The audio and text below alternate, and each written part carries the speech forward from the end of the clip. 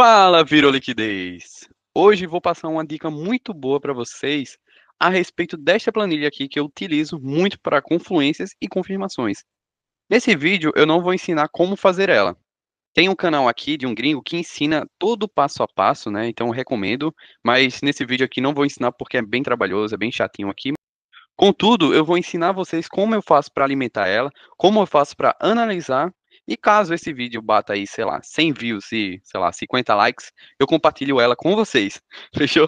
Eu nunca imaginei que eu fosse falar isso. Sempre via outros YouTubers falando isso, mas hoje, trabalhando aí nesse ramo, vejo que de fato é super importante. Então vamos dar uma força aí pro canal. Bom, sem mais delongas, vamos aqui. Toda terça-feira, as corretoras reportam para o governo as posições das instituições em quantidade de contratos comprados, quantos contratos vendidos, movimentações de saída de compra ou de venda, e assim vai. E o governo compartilha esses dados com a gente no final da tarde da sexta-feira. E como é que a gente faz para pegar isso daqui? Então vamos lá, a gente entra nesse site aqui. Ó, vou passar todo o passo a passo, mas eu tenho aqui, ó, todo bonitinho aqui, já salvo. Mas vou ensinar aqui o passo a passo. Vocês vão botar cftc.gov, opa, .gov, aqui, esse primeiro. E aqui é o site onde a gente pega as informações. Aqui vocês vão passar o mouse nessa opção aqui e vão clicar nessa segunda opção. Beleza. Aí vocês vão rolar aqui para baixo, peraí, e vão colocar aqui em Chicago, na Bolsa de Chicago aqui e vão botar no formato curto. E aqui vai aparecer todos os ativos, todos os ativos que são negociados, né, na Bolsa de Chicago, CME, enfim. Tá tudo aqui. Então, temos aqui as quantidades, então, sei lá, vamos botar aqui Bitcoin. Quantos contratos aqui tivemos comprado? Então, tivemos 23 mil contratos. Na venda, 24 mil contratos. E assim vai, tá? Assim vai. Mas como é que eu faço para passar essas informações aqui para essa nossa planilha? Então vamos lá, a gente vai para uma próxima etapa, que vai ser aqui. Vamos subir mais um pouquinho.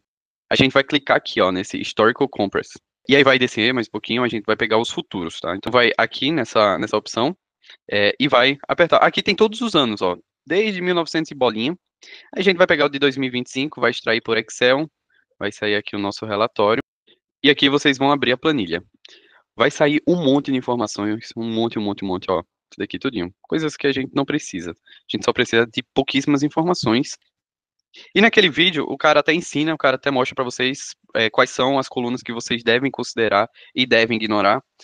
Como a gente faz esse alimento toda semana, então eu criei uma macro aqui para poder fazer tudo automaticamente. Então, por isso que eu falo para vocês que vai ajudar muito essa planilha que eu fiz, né, que eu dei uma modificada, porque vocês só vão precisar copiar tudo aqui, colar para essa planilha agora, aí vai apertar o Ctrl W, e aqui, ó, ele já excluiu todas as informações, ó, a gente só vai precisar dessa daqui, ó, a data, o número de contratos que tivemos aqui comprado, número de contratos vendido, aqui a modificação de quem saiu ou quem adicionou contratos na compra, aqui na venda, e aqui o percentual de compras e de vendas, beleza? Só que aqui está todos os ativos e todas as datas de 2025. Ó, aqui tem todos os ativos, todos que foram negociados. Aí aqui vai dar análise de cada um. Qual ativo você tem preferência para analisar? Se você é mais voltado para o Forex, aqui tem os pares de moeda. Se você é mais voltado aí para cripto, aqui também tem. Se você é mais focado aí nos índices, então tem aí o S&P 500, Nasdaq, tem tudo. Eu tenho aqui, ó, eu gosto de analisar todas essa listagem aqui. Então eu já tenho salvo, porque aqui eu só faço alteração. Então, por exemplo, quero analisar agora o Dow Jones. Aí pronto, ele já modifica. Então, essa é a minha listagem pessoal que eu gosto de analisar. Então, eu já fiz a macro com base nesses ativos, então eu aperto Ctrl Q. Aí pronto, ó, ele já me dá tudo bonitinho aqui, já traz tudo formatado. Beleza. Daí, a próxima etapa agora vai ser alimentar, copiar ela para cá e colar ela para nossa planilha aqui. Ó, então, venho aqui, macro executar, tem essa aba, e eu aperto para executar. Então, ele já altera, já faz ó, a modificação bonitinha e pronto. Foi alterado, foi ajustado já para a data correta que a gente precisa. Então, vamos iniciar aqui as nossas análises. É aí onde a gente começa as nossas análises. Ver como é que a gente vai programar a nossa semana.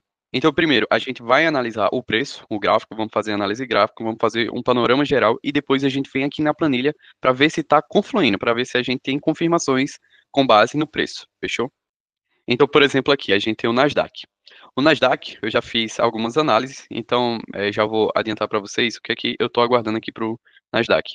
Realmente não acho que o Nasdaq ainda venha reverter já de cara. Então, tipo, por mais que o cenário seja indicações de, de que vai haver queda para o Nasdaq, eu particularmente ainda não acho que isso vai acontecer. Então aqui a gente tem um imbalancezinho aqui, ó, bem pequenininho, e temos também essa outra região de Fair Value Gap.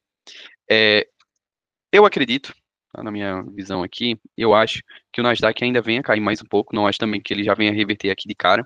Não acho. Não acho que vai acontecer esse cenário.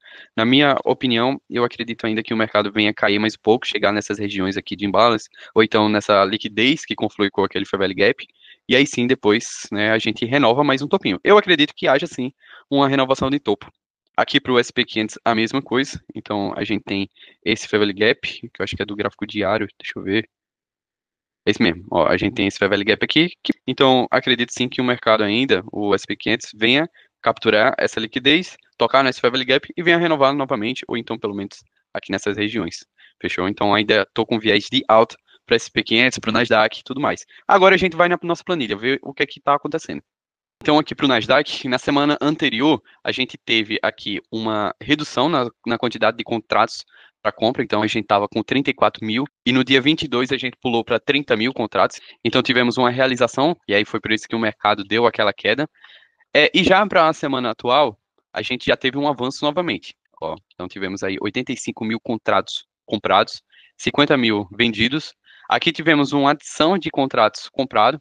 E aqui tivemos pessoas adicionando suas posições na venda. Então percebemos aqui que tivemos aí uma quantidade significante, né, uma quantidade maior para o lado comprador. Aqui o percentual de comprados e o percentual de vendidos. E aqui a posição net, né, a posição líquida, que ele faz a diferença entre a quantidade de contratos comprados com os vendidos.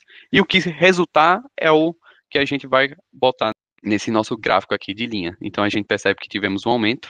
Vamos ver agora aqui o micro Nasdaq. Aqui também, ó, tivemos um aumentozinho de 34 mil para 37. E vamos ver o SP500. Ó, o SP500 já estava caindo bastante. Muitas posições vendidas, tivemos aí, ó, um aumento nessa quantidade de posições vendidas. E aqui a gente percebe que teve uma diminuição, né? Então, de 168 mil vendidos para 163. Então, pode ser que, de fato, a gente observe o Nasdaq e o SP500 subindo. Vamos observar aqui o VIX e o ouro. O VIX caiu muito.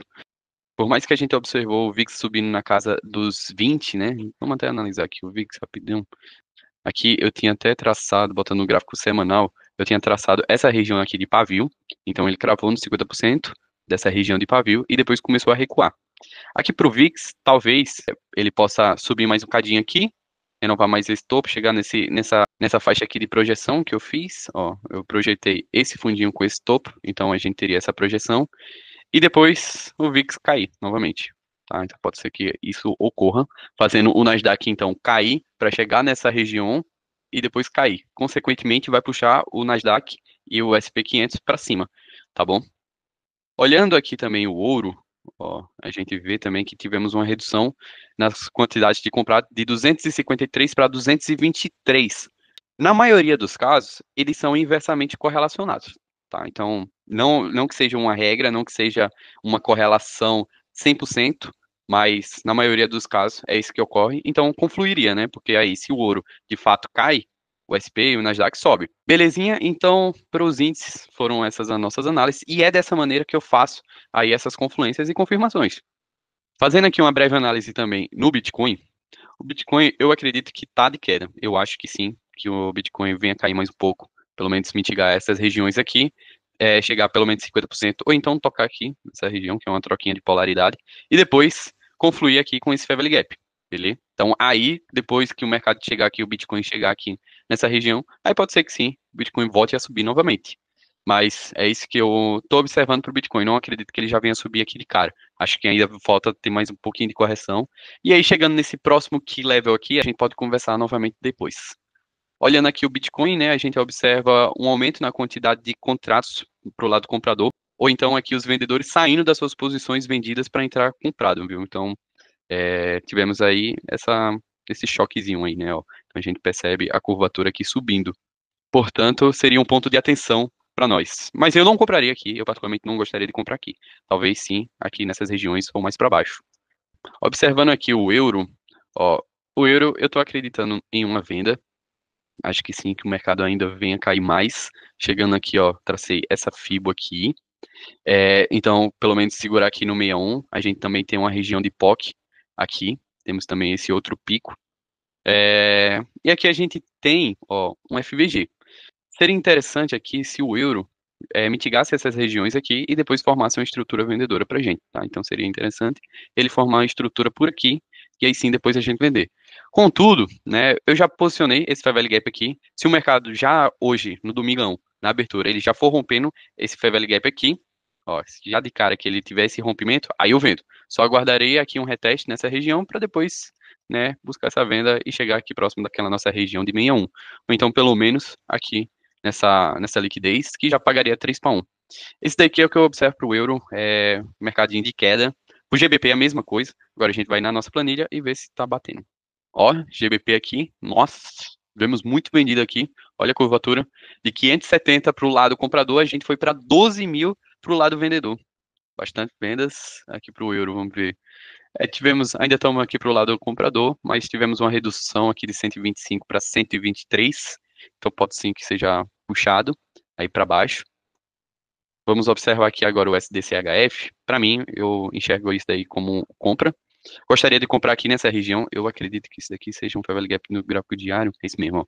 Fair value gap aqui do gráfico diário. Seria interessante se o mercado manipulasse novamente aqui essa região. Para quem entrou comprado aqui, formou indução, manipularia e aqui sim formaria um interesse comprador. Mas, de todo modo, né, de todo modo aqui eu vou posicionar o Fair Value Gap aqui.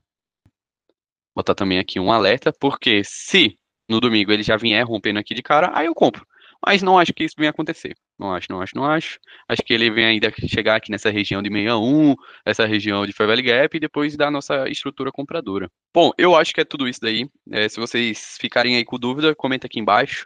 Se vocês gostou também, deixa o seu like. Novamente, vamos lembrar da meta: 100 views e 50 likes. Eu compartilho essa planilha aqui com vocês. Para essa semana, a gente está com muito poucas notícias. A gente vai ter o PMI aqui de serviço, que vai ser muito mais relevante, e temos aqui os pedidos de seguro de desemprego. Semana vai estar um pouco mais light. Isso óbvio, se não vier, né, demissões do Fed, se não vier mais tarifas, se não vier mais tópicos externos, né, que venha movimentar o mercado, então a semana tende a ser um pouco mais light. Fechou então, turma? Então, boa semana de negócios para vocês. Deus abençoe a todos. Tamo junto. Forte abraço e valeu!